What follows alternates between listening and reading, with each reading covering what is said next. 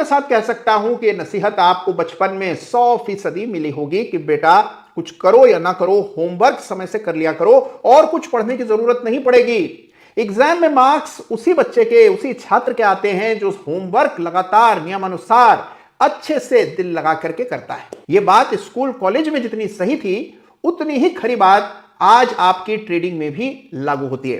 देखिए, अफसोस यह है, और इतने वर्षों से लोगों को ट्रेडिंग का प्रशिक्षण देने के बाद बहुत ही अफसोस के साथ यह कहना पड़ रहा है कि बहुत कम ऐसे छात्र हैं जो नियमित अनुशासन के साथ होमवर्क करते हैं। अगर होमवर्क करें तो कभी बाजार में शिकस्त न खानी पड़े। तो कैसे प्रतिदिन बाजार खुलने से पहले होमवर्क किया जाता है, इसका सही तरीका क्या है, किन चीजों का ध्यान रखना है, इस पर आज ये बहुत ही महत्वपूर्ण वीडियो में लेकर के आया हूं। पूरी चेकलिस्ट आपके सामने होगी कि किन चीजों का ख्याल, किन चीजों पर ध्यान आपका बाजार खुलने से पहले बतौर होमवर्क होना चाहिए। तो अगर आप भी एक अच्छे छात्र हैं तो आज के वीडियो को बड़े ध्यान से पूरी तरह अंत तक देखिएगा, नोट्स बना लीजिएगा और यह होमवर्क आज ही से करना शुरू कर दीजिए और आपके भी मार्क्स 100 में से 100 आएंगे। देखिए, पायलट जब विमान उड़ाते हैं तो एक चेकलिस्ट अपने साथ रखते हैं और उसमें लिखी होती हैं वो सारी चीजें, उन सारी चीजों का ध्यान रखते हैं, सबके आगे टिक लगाते हैं और फिर विमान उड़ान भरता है। यही काम सर्जन्स और कई सारे और व्यवसाय में लोग करते हैं। तो आपको भी प्रतिदिन ट्रेडिंग से पहले एक होमवर्क करना जरूरी है और इस होमवर्क में 15-16 ऐसी चीजें हैं जिनका ध्यान आपको प्रतिदिन ट्रेडिंग से पहले करना है। साथ में एक कॉपी में उसको दर्ज कर लेना है, यानी कि होमवर्क केवल मन में ही नहीं, कॉपी पे, कागज पर आपको अंकित करना है। अगले दिन जब आप होमवर्क करेंगे तो आप देखेंगे खुद ब खुद आपके एनालिसिस में सुधार होता चला जाएगा और आपकी ट्रेडिंग को एक ठहराव, एक मैच्योरिटी, एक परिपक्वता मिलेगी जो कि अन्यथा कितनी भी मेहनत कर लें नहीं मिलती है। तो कैसे ये होमवर्क किया जाता है, ये आज इस वीडियो में मैं आपको बताने जा रहा हूं। तो बड़े ध्यान से सुनिए कि किस तरह होमवर्क आपको करना है। तो देखिए, कॉपी पेन लेकर के हो जाइए तैयार और इसमें सबसे पहले लिखिए प्रभु का नाम, क्योंकि बिना प्रभु की आज्ञा के तो कुछ होता नहीं है।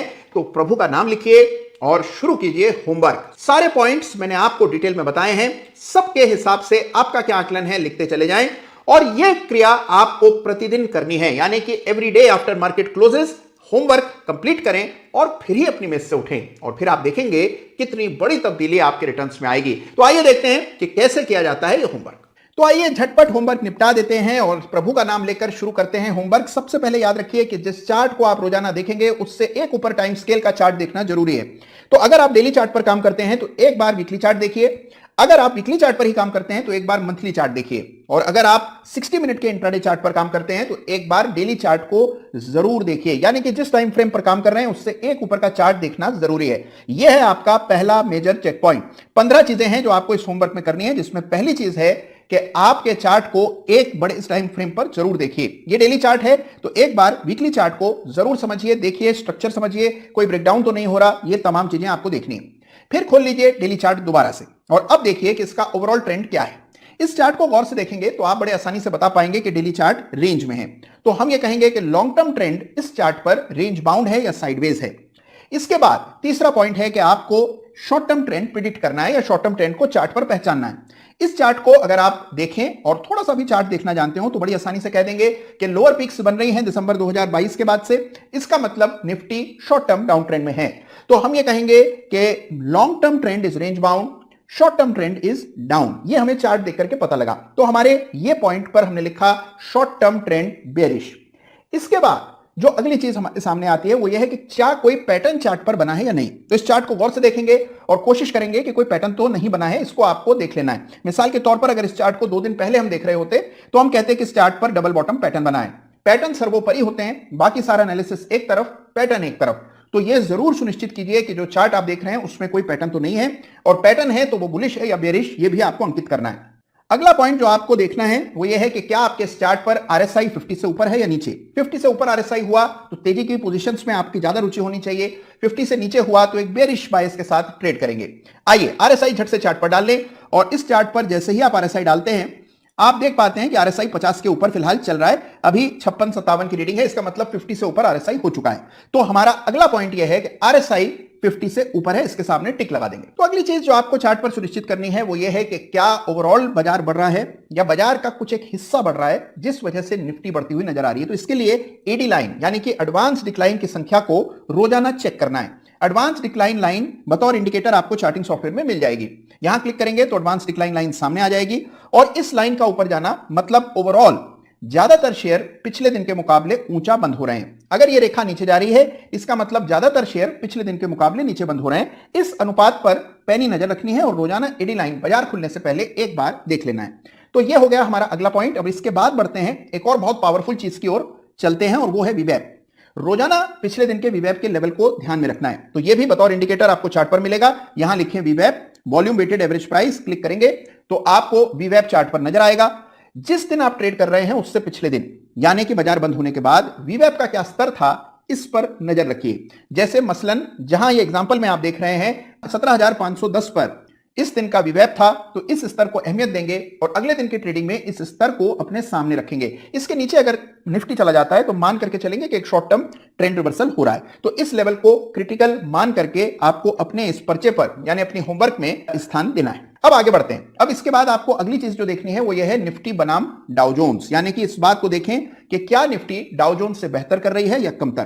तो डाउ जोन्स को चार्ट पर प्लॉट कर लें। लीजिए मैंने यहां पर डाउ जोन्स का चार्ट डाल दिया और जैसे ही आप डाउ जोन्स को चार्ट पर डाल देते हैं आपको पता लग जाता है कि डाउ जोन्स के मुकाबले निफ्टी फिलहाल कैसा कर रहा है। तो अगर हम इसको पिछले कुछ दिनों में देखेंगे यानी इस चार्ट में पीछे जाकर के पिछले कुछ दिनों का चार्ट देखते हैं तो आप पाते हैं कि कमोवेश एक सा प्रदर्शन है।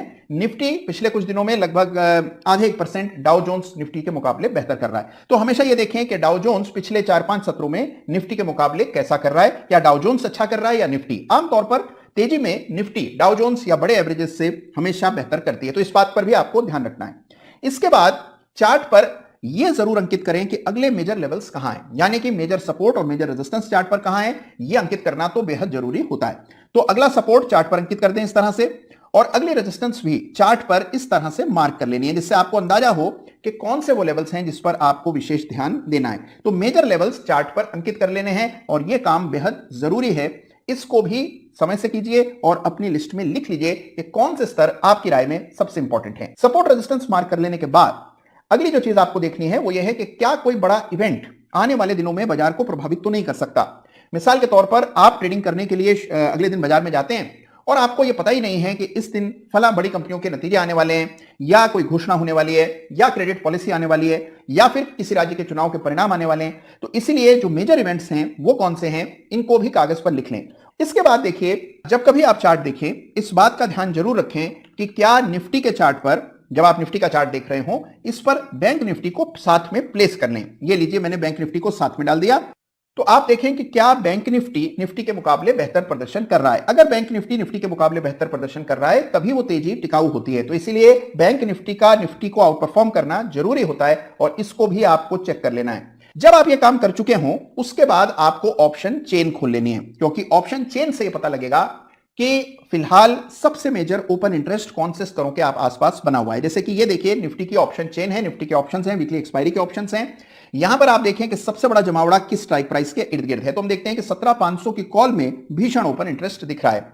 इसी तरह से अगर पुट के हिसाब से देखें तो एट द मनी से ऊपर जो सबसे ज्यादा ऑप्शन स्ट्राइक का कंसेंट्रेशन है वो 17,700 पर है। तो हम कहेंगे कि बाजार के लिए जो मेजर लेवल्स हैं वो 17,500 और 17,700 है ऑप्शन चेन डेटा को ध्यान में रखते हुए, यानी कि ऑप्शन स्ट्राइक के हिसाब से सबसे ज्यादा ओपन इंटरेस्ट कहां है इसकी भी टोह ले लेनी है और वो स्तर भी आपको अपने होमवर्क कॉपी में लिख लेने हैं। इसके बाद ये देखें कि सबसे आउट परफॉर्मिंग सेक्टर कौन से।